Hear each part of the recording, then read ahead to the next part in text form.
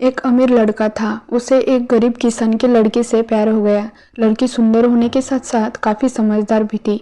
एक दिन जब लड़के ने उस लड़की को बताया कि वह उससे प्यार करता है और उससे शादी करना चाहता है, तो लड़की ने कुछ सोचने के बाद उस लड़की को शादी करने से इनकार कर दिया, क्योंकि वह गरीब परिवार से रिश्ता रखती थी।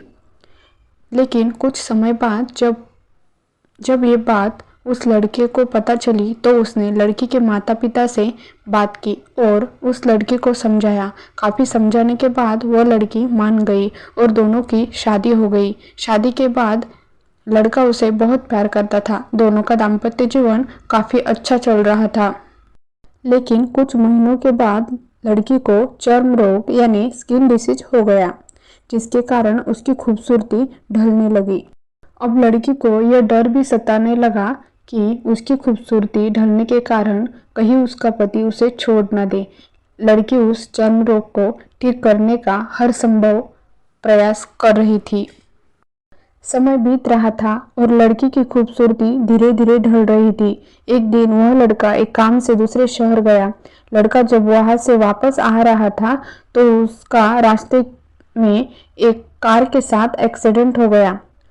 उस दुर्घटना के दौरान लड़के की आंखों की रोशनी चली गई। इस दुर्घटना के समय के बाद उनका जीवन फिर से सामान्य और सुखी बिताने लगा। वह लड़की चर्म रोग की वजह से दिन प्रतिदिन कमजोर और बदसूरत होती गई। लेकिन पति अंधा होने के कारण उनका दाम्पत्य जीवन ठीक चल रहा था और दिखाई न देने के कारण वह लड़का उसे पहले की तरह प्यार कर रहा। कुछ सालों बाद बीमारी के कारण उस लड़की की मृत्यु हो गई। पत्नी की मृत्यु के बाद वह लड़का अंदर से दुखी हो गया और शहर छोड़कर जाने वाला था। तभी उसके पड़ोसी ने उसे सांत्वना देते हुए कहा, अब आप तो अपने पत्नी के बिना अकेले पड़ जाएंगे। वह आपका काफी ख्याल रखती थी। अब आपका जीवन अंधकार में कैसे व्यतीत होगा। तब उस लड़के ने अपने पड़ोसी की ओर देखा और गहरी सांस लेते हुए कहा कि मैं कभी अंधा था ही नहीं, लेकिन मैं ये सोचकर अंधे होने का नाटक कर रहा था कि कहीं मेरी पत्नी को उसकी बीमारी और बदसूरती के कारण यह न लगे कि मैं उससे प्यार नहीं करता। इसीलिए मैं इतने सालों तक बिना कुछ कहे हुए अपनी पत्नी की खुशी के लिए अंधा बन रहा।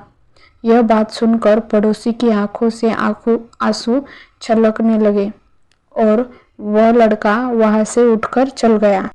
शिक्षा: अगर आप जीवन भर खुश रहना चाहते हैं, तो आप लोगों की कमियों की तरफ नहीं, उनकी खूबियों की तरफ भी गौर कीजिए। आपका जीवन आसान हो जाएगा।